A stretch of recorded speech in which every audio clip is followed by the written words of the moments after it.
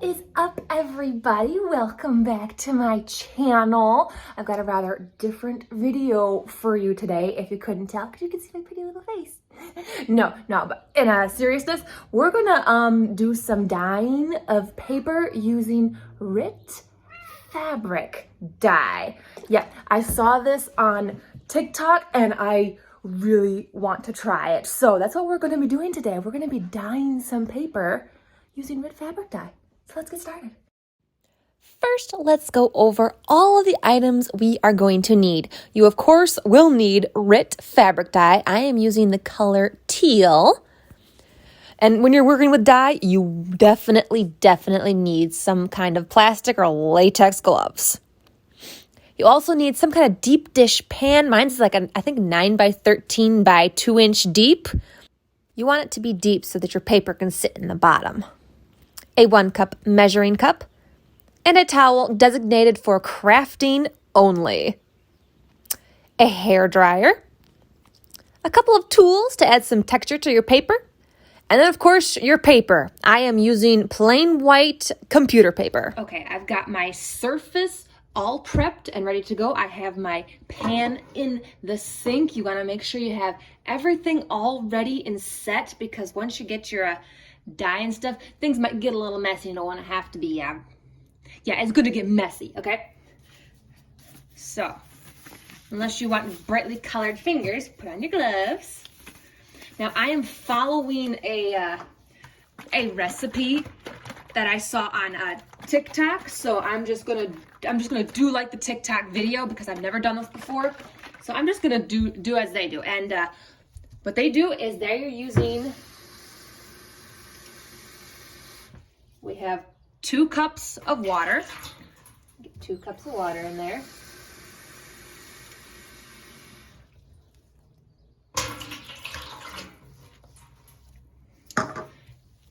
Shake up your dye. I'm real excited to see what this color's gonna be. Whew. So the ratio is 2 cups of water for a cap and a half of dye. So you're using the cap of the bottle as your measuring tool. You only need 1 full cap and a half. That much for every 2 cups of water. And there's still a lot of dye in there, so this will last you a long time. I'm gonna go ahead and I'm gonna get that all mixed in. And this is all kind of like a trial, because I've never done this before, so I don't know what it's gonna turn out to be like. All right. And then it's just a matter of sticking your paper in, getting it all down in there, getting it good and soaked and saturated. That color looks so pretty. Doesn't that look pretty? Oh, the camera doesn't do it justice. And see, this is why you have to wear gloves.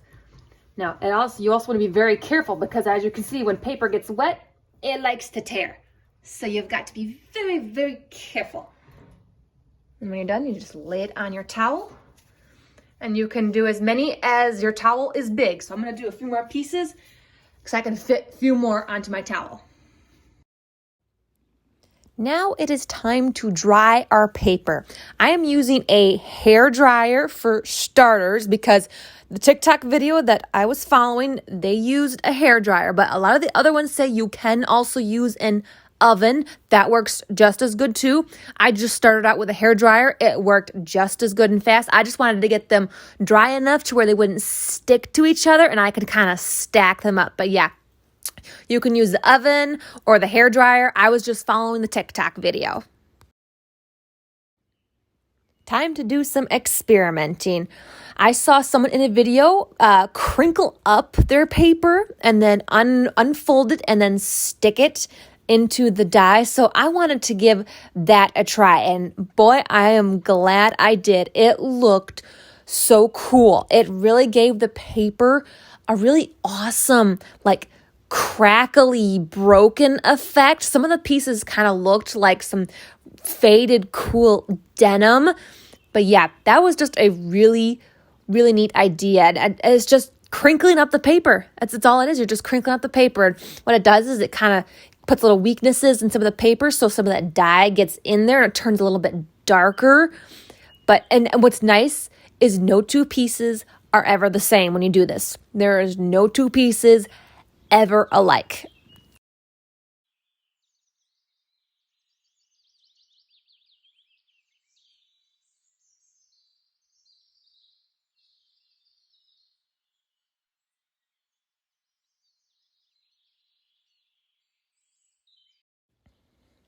Once all of the experimenting and then just the preliminary testing was done, I just went ham at it. I just, did the dyeing and then I laid it out and I did the drying and I just kind of went back and forth doing that. The TikTok video did specify dry your paper as you go. They really strongly enforce that because otherwise you got no place to really put all of that wet paper. So I made sure to just dip a few pieces and then I dried them.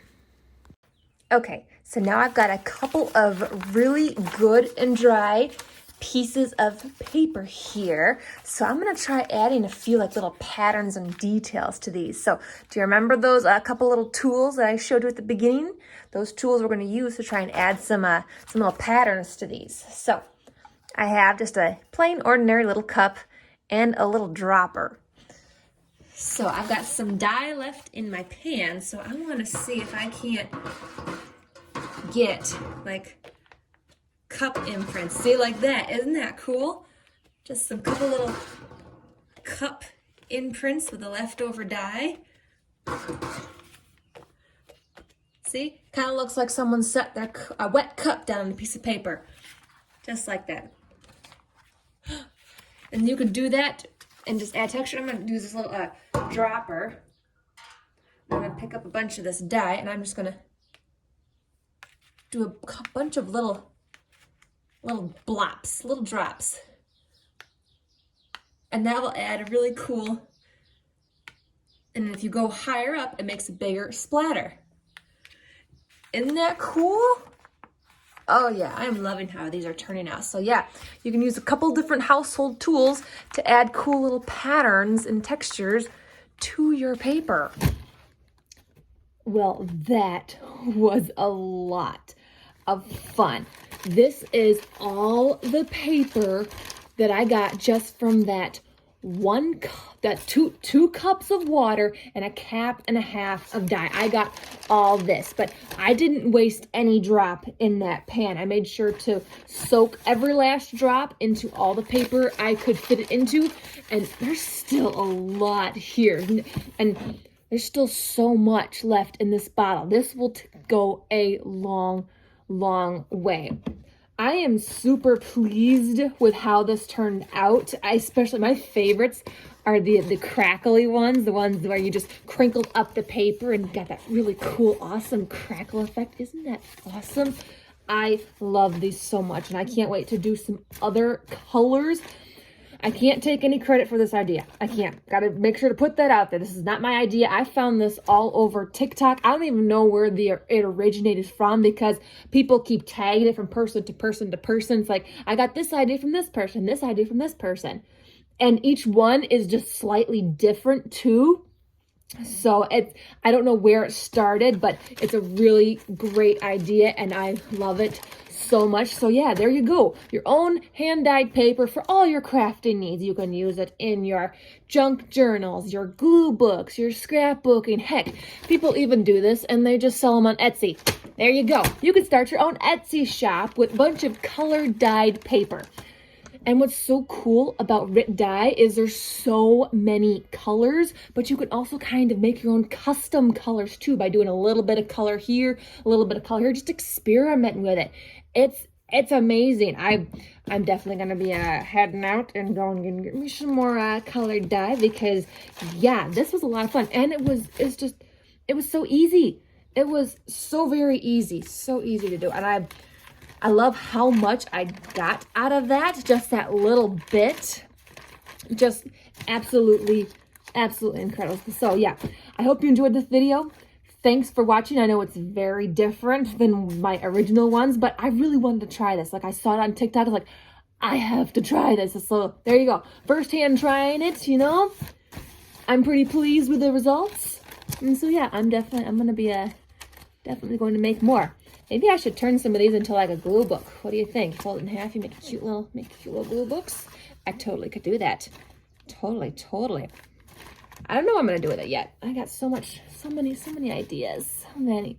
But yeah, please hit the like button if you enjoyed this video. I've got many more ideas coming out. So, also subscribe so you can catch all those videos coming out. But yeah, I'm gonna go head to the craft store.